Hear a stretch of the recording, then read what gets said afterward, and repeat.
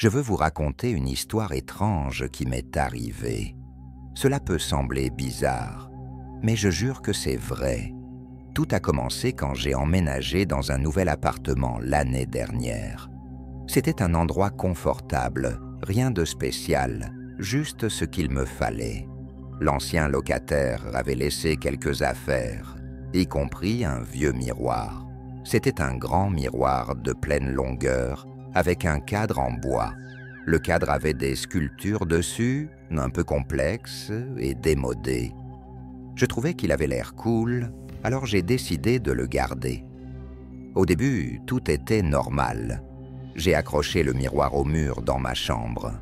Il faisait face à mon lit, donc chaque matin, quand je me réveillais, je pouvais me voir. Je n'y pensais pas trop. Après tout, ce n'était qu'un miroir, non? Mais ensuite, des choses étranges ont commencé à se produire. Des petites choses au début. Je me réveillais au milieu de la nuit en ayant l'impression que quelque chose n'allait pas. Vous savez cette sensation, quand vous avez l'impression que quelqu'un vous regarde. C'est ce que je ressentais. J'ai mis ça sur le compte de mon imagination et j'ai essayé de me rendormir. Une nuit, je me suis réveillé à nouveau, ressentant cette même inquiétude.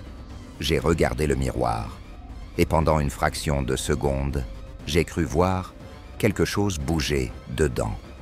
Pas un reflet de quelque chose dans la pièce, mais quelque chose dans le miroir lui-même. J'ai allumé la lumière, mais il n'y avait rien. Juste mon reflet qui me regardait, les yeux embués et fatigués. J'ai aussi commencé à faire des cauchemars. Ils concernaient toujours le miroir. Dans mes rêves, je me voyais debout devant lui, mais mon reflet faisait des choses que je ne faisais pas. Il souriait quand je ne souriais pas, ou bougeait quand j'étais immobile.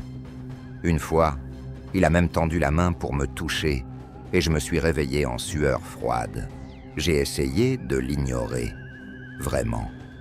Mais la sensation d'être observé devenait plus forte. J'ai couvert le miroir avec une couverture, espérant que cela aiderait.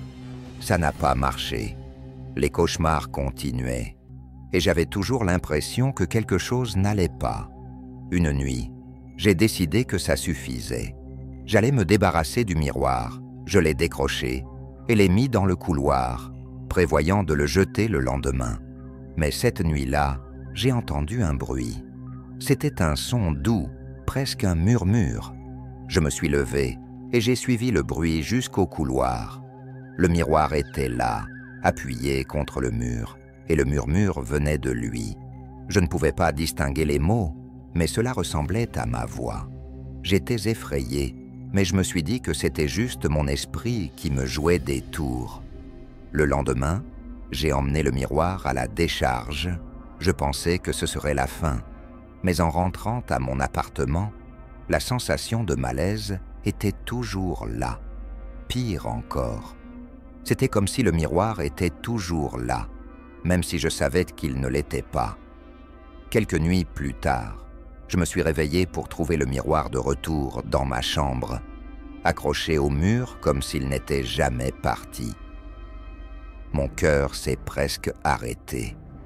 Je savais que je l'avais jeté. Comment pouvait-il être de retour?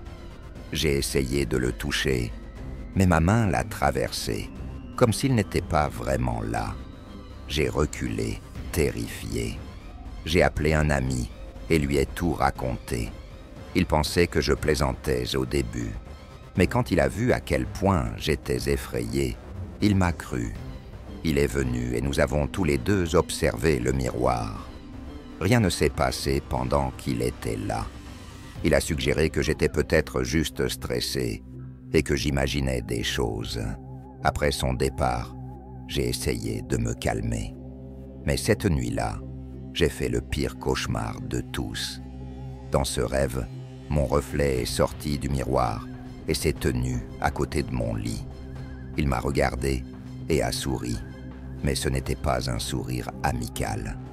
C'était comme s'il se moquait de moi. Je ne pouvais pas bouger, pas crier. Je restais là, paralysé par la peur. Quand je me suis réveillé, le miroir avait disparu.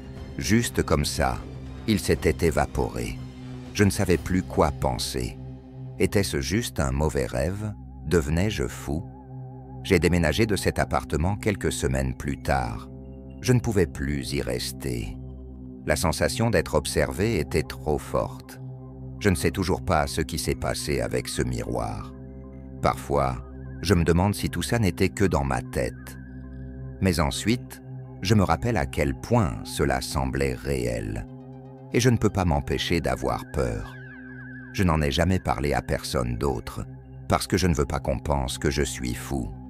Mais j'avais besoin de le partager avec quelqu'un, juste pour m'en débarrasser. Si jamais vous trouvez un vieux miroir, soyez prudent.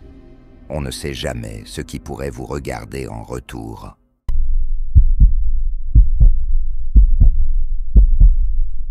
J'ai eu une expérience sur l'autoroute qui me donne encore des frissons chaque fois que j'y pense.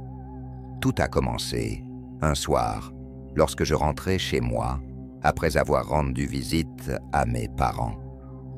Ils vivent à quelques heures de route et j'apprécie généralement le trajet. Mais cette fois, c'était différent.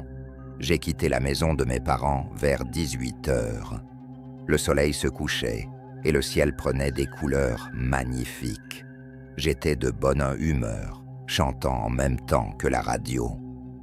L'autoroute n'était pas trop fréquentée, juste quelques voitures ici et là. Il me restait environ 1h30 de route et j'avais hâte de rentrer chez moi pour me détendre. Environ une demi-heure après le début du trajet, j'ai remarqué quelque chose d'étrange. Il y avait une voiture derrière moi qui semblait me suivre de très près.